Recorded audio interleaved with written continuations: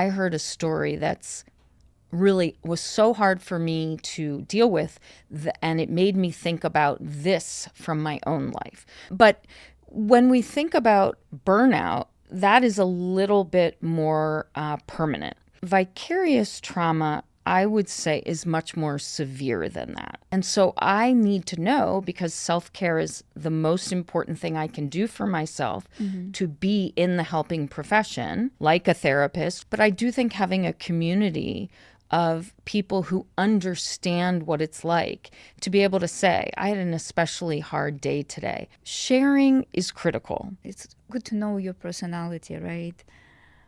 And what is, how do we recognize that? Because it's also there is stress and there is a burnout. So how the vicarious trauma is different, and what does it do to our nervous system or our brain differently to, again, stress or burnout?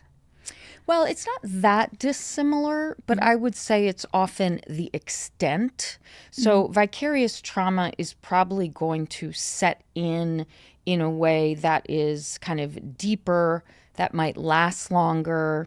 Stress, we really do think of as something that's caused from the outside, right? And so if that outside thing, if you've got a big deadline coming up, we usually talk about that as stressful.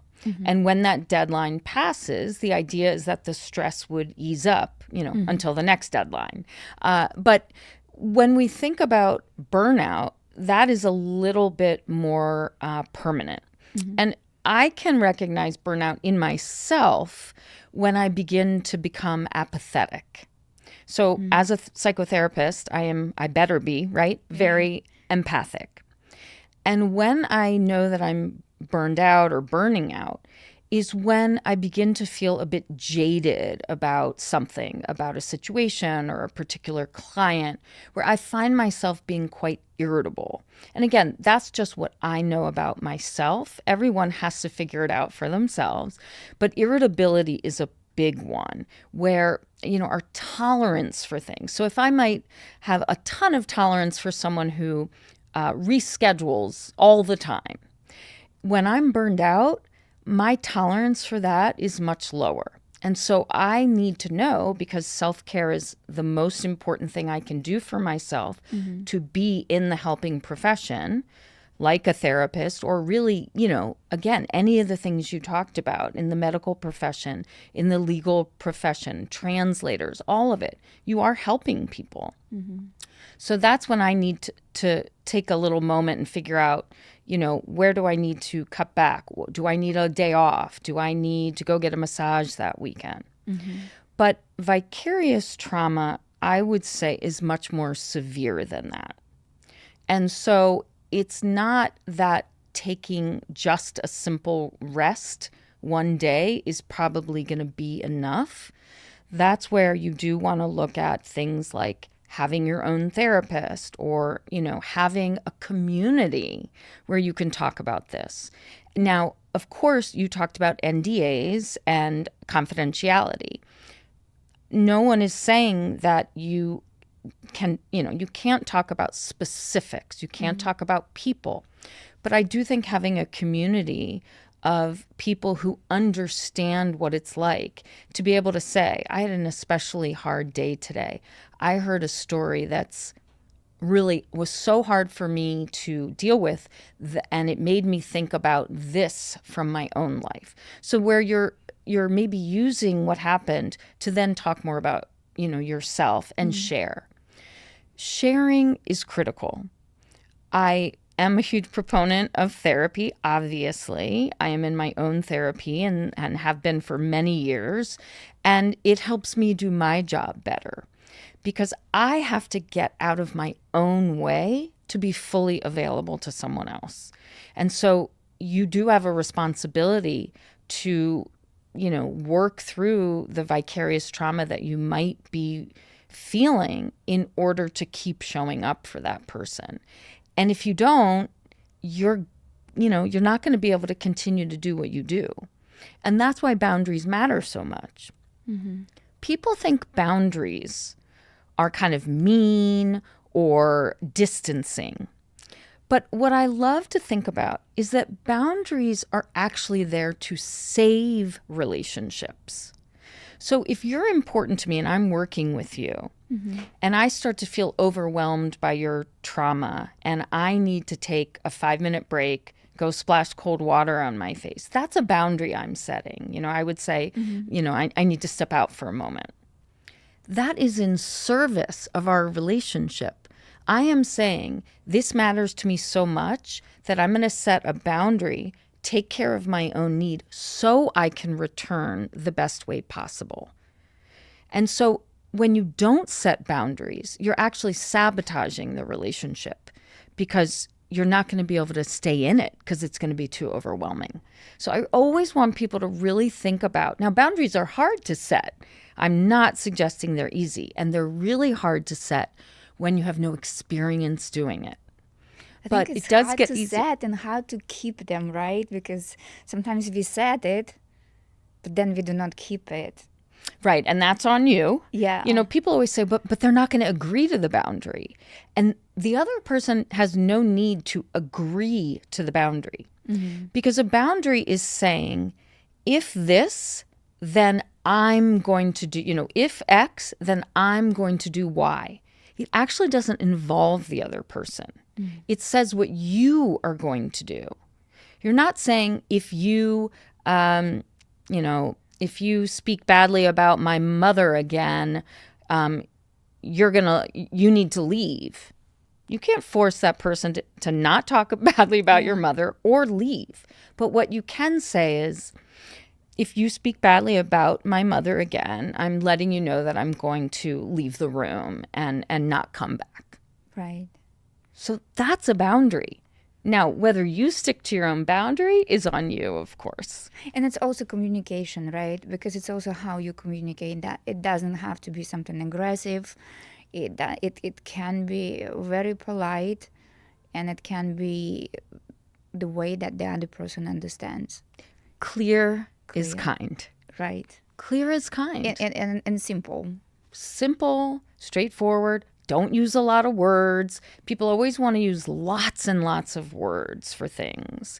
And they start, they'll say, well, I'm sorry, but I think I'm going to need to maybe stop talking to you or leave the room. And I hope you understand. It's just because it's really hard for me when you talk badly about my mom and blah, blah, blah. No. First of all, you're justifying, and you don't need to justify a boundary. You just state it very clearly. So please remember that boundaries are in service of cultivating and keeping relationships, not ending them. So communicate precise, short, simple, clear fewer words. Not aggressive. There's no need to be aggressive. It's literally saying, if this happens, then I'm going to do this. Right. And I think you hit a very important point, is that you cannot pour from an empty glass, right? It's just like, sort of, remember, I keep using the same analogy that when you're on the plane, right? They say that secure your own mask before assisting others. The same here. We can't help, again, vicarious trauma. You cannot help the community that you're serving until you're fully in a good shape. That's right. Yeah. Right. And, I think this is so important, right? Because we do use that example, of course, put your oxygen mask on first. But, a lot of people don't do this. And so they don't last in the careers they desperately want to last in. And so I look at it as, if I take a break, if I go and hike for a day, if I do these smaller things regularly, then I'm going to last a really long time in this profession that I so love. And if I don't, I'm going to burn out. I'm going to not be able to sort of navigate trauma, navigate what I'm hearing, not take everything so personally. and I'm going to not like my job after a while, and then I'm going to leave. So again, you got to think about short term versus long term. Is it hard short term to say, I'm going to set a limit and I'm going to take a lunch hour today because I know I need to do that and focus on eating slowly and my nutrition and then taking a walk? Is that hard to do? Yes. When someone needs you, when a client or a patient calls and says, I have to see you, I mean, certainly if it's an emergency, I will do that. But if it's not an emergency, I will likely say, I'm sorry, I'm unavailable at that time. And a lot of people aren't willing to do that. I am, because I screwed it up a lot in the beginning of my career. I've done this for 22 years. I now know that eating my lunch and walking my dog at lunchtime is an absolute non-negotiable for me. It's so interesting. When I was younger, I was one of those people. I love my job. I love my job so much. And I remember when I was younger, I was just going until I crash. And when I crash so bad, it would be like 2 or 3 days until I recover. And I was mentally and physically sick. And then I would come back and then again, like go until I crash again. And now just you think that by this age, I'm just finally learning that it feels good, doesn't it? You need to go to bed because you know if you do not sleep, you do not eat, you will not perform, and then you're going to stop just hating everybody around you. Yes. You will hate people. That's that irritability. Who do not respond to you in the way that you would expect them. Yeah, your fuse is so short usually. Right. And it goes back to communication because guess what? I communicate this way, but they communicate their own way, and we have to meet some way where it works for both of us. Yeah. And that, I mean, that's a skill, and that differs between every two humans that ever interact. So we're constantly trying to figure out other people's communication style.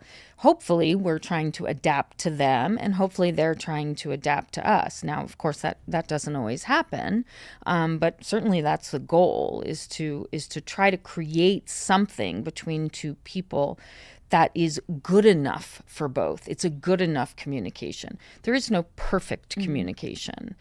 It's not possible. We're different humans. We process things differently. And even if you think you're understood perfectly, it's not like we can prove that.